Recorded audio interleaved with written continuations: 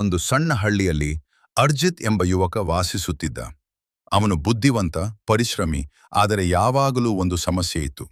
ದೊಡ್ಡ ಕನಸುಗಳಿದ್ದರೂ ಮೊದಲ ಹೆಜ್ಜೆ ಇಡುವ ಧೈರ್ಯ ಇರಲಿಲ್ಲ. ನಾನ್ ಸೋತರೆ ಜನರು ಏನ್ ಹೇಳ್ತಾರೆ, ಇದು ನನ್ನಿಂದ ಆಗುತ್ತದೆಯಾ? ಈ ಪ್ರಶ್ನೆಗಳು ಅವನ ಮನಸ್ಸನ್ನು ಪ್ರತಿದಿನ ಕಾಡುತ್ತಿದ್ದವು. ಒಂದು ದಿನ ಅವನ ಜೀವನದಲ್ಲಿ ದೊಡ್ಡ ವಿಫಲತೆ ಸಂಭವಿಸಿತು. ಅವನು ಆರಂಭಿಸಿದ ಕೆಲಸ ಸಂಪೂರ್ಣವಾಗಿ ವಿಫಲವಾಯಿತು. ಸ್ನೇಹಿತರು ದೂರವಾದರು, ಮನೆಯವರು ಕೂಡ ಅವನ ಮೇಲೆ ನಂಬಿಕೆ ಕಳೆದುಕೊಂಡರು. ಮನಸ್ಸು ತುಂಬಾ ಮುರಿದು ಹೋಯಿತು. ಯಾರೊಂದಿಗೂ ಮಾತಾಡದೆ ಹಳ್ಳಿಯ ಹೊರಗಿನ ಹಳೆಯ ದೇವಾಲಯದ ಕಡೆಗೆ ನಡೆದುಕೊಂಡು ಹೋದ.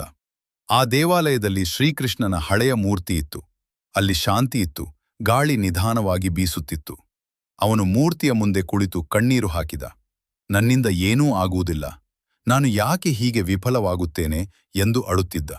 ಸ್ವಲ್ಪ ಹೊತ್ತಿನ ನಂತರ ಅಲ್ಲಿಗೆ ಒಬ್ಬ ವೃದ್ಧ ಸನ್ಯಾಸಿ ಬಂದರು. ಅವರ ಮುಖದಲ್ಲಿ ಶಾಂತಿ, ಕಣ್ಣಲ್ಲಿ ಕರುಣೆ. ಅವರು ಕೇಳಿದರು, ಯುವಕ, ಯಾಕೆ ದುಃಖ? ಅರ್ಜಿತ್ ತನ್ನ ಕಥೆಯನ್ನು ಸಂಪೂರ್ಣವಾಗಿ ಹೇಳಿಕೊಂಡ. ಸನ್ಯಾಸಿ ನಿಧಾನವಾಗಿ ನಕ್ಕರು. ನೀನು ಮಹಾಭಾರತದ ಅರ್ಜುನನ ಕಥೆ ಕೇಳಿದ್ದೀಯಾ ಎಂದು ಕೇಳಿದರು. ಅರ್ಜಿತ್ ತಲೆ ಆಡಿಸಿದ. ಕುರುಕ್ಷೇತ್ರ ಯುದ್ಧದಲ್ಲಿ ಅರ್ಜುನನು ಸಹ ಇದೇ ಸ್ಥಿತಿಯಲ್ಲಿ ಇದ್ದ.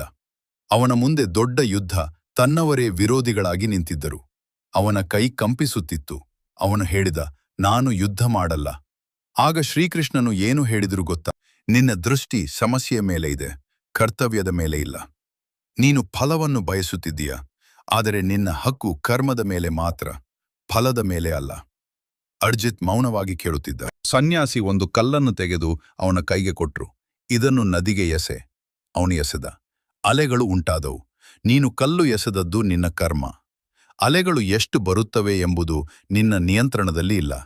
ಆದರೆ ಕಲ್ಲು ಎಸೆಯದೆ ಅಲೆ ಬರೋದಿಲ್ಲ. ಹಾಗೆ ಜೀವನದಲ್ಲೂ ಪ್ರಯತ್ನ ಮಾಡದೆ ಫಲ ನಿರೀಕ್ಷಿಸಬೇಡ. ಆ ಮಾತುಗಳು ಅವನ ಮನಸ್ಸಿನಲ್ಲಿ ಗಾಢವಾಗಿ ಕುಳಿತುಕೊಂಡವು. ಮುಂದಿನ ದಿನದಿಂದ ಅರ್ಜಿತ್ ತನ್ನ ಕೆಲಸವನ್ನು ಪುನಃ ಆರಂಭಿಸಿದ. ಈ ಬಾರಿ ಒಂದು ಬದಲಾವಣೆ ಇತ್ತು. ಅವನು ಫಲದ ಬಗ್ಗೆ ಕಡಿಮೆ ಯೋಚಿಸಿ ದಿನದ ಪ್ರಯತ್ನದ ಮೇಲೆ ಹೆಚ್ಚು ಗಮನ ಕೊಡಲು ಆರಂಭಿಸಿದ. ಪ್ರತಿದಿನ ಸ್ವಲ್ಪ ಮುನ್ನಡೆ, ಪ್ರತಿದಿನ ಸ್ವಲ್ಪ ಅಭ್ಯಾಸ, ಪ್ರತಿದಿನ ಸ್ವಲ್ಪ ಸುಧಾರಣೆ. ಜನರು ಮತ್ತೆ ನಗುತ್ತಿದ್ದರು, ಇವನಿಂದ ಆಗೋದಿಲ್ಲ ಎಂದು. ಆದರೆ ಈ ಬಾರಿ ಅವನು ನಿಲ್ಲಲಿಲ್ಲ. ಒಂದು ರಾತ್ರಿ ಅವನು ತುಂಬಾ ದಣಿದಿದ್ದ. ಮತ್ತೆ ಸಂಶಯ ಬಂತು. ದೇವಾಲಯಕ್ಕೆ ಹೋದ. ಕಣ್ಣು ಮುಚ್ಚಿ ಕುಳಿತ.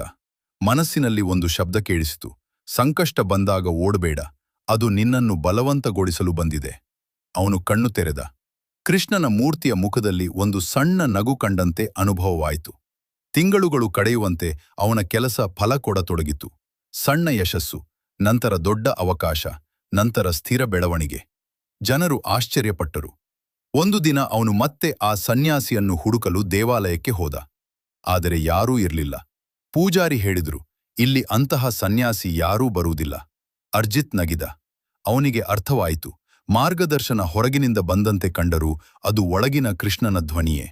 ಆ ದಿನದಿಂದ ಅವನು ಯಾವ ಸಂಕಷ್ಟ ಬಂದರೂ ಒಂದು ಮಾತು ನೆನಪಿಸಿಕೊಳ್ಳುತ್ತಿದ್ದ, ನಾನು ಕರ್ಮ ಮಾಡುತ್ತೇನೆ, ಫಲವನ್ನು ದೇವರಿಗೆ ಬಿಡುತ್ತೇನೆ. ಅವನ ಜೀವನ ಬದಲಾಗಿದ್ದು ಯಶಸ್ಸಿನಿಂದ ಮಾತ್ರವಲ್ಲ, ಶಾಂತಿಯಿಂದ. ಕಥೆಯ ಸಂದೇಶ: ಭಯವು ಕೆಲಸ ಮಾಡುವ ಮೊದಲು ಬರುತ್ತದೆ, ಧೈರ್ಯವು ಕೆಲಸ ಆರಂಭಿಸಿದ ನಂತರ ಬರುತ್ತದೆ. ಕೃಷ್ಣನ ಮಾರ್ಗ: ಕರ್ಮ, ಧೈರ್ಯ, ಶಾಂತಿ. ಇದೇ ತರಹದ ಮೋಟಿವೇಶನಲ್ ವಿಡಿಯೋಸ್ಗಳಿಗಾಗಿ ಅಂಶ ಮಾರ್ಗದರ್ಶನ ಚಾನೆಲ್ ಅನ್ನು ಸಬ್ಸ್ಕ್ರೈಬ್ ಮಾಡಿ, ಸಪೋರ್ಟ್ ಮಾಡಿ.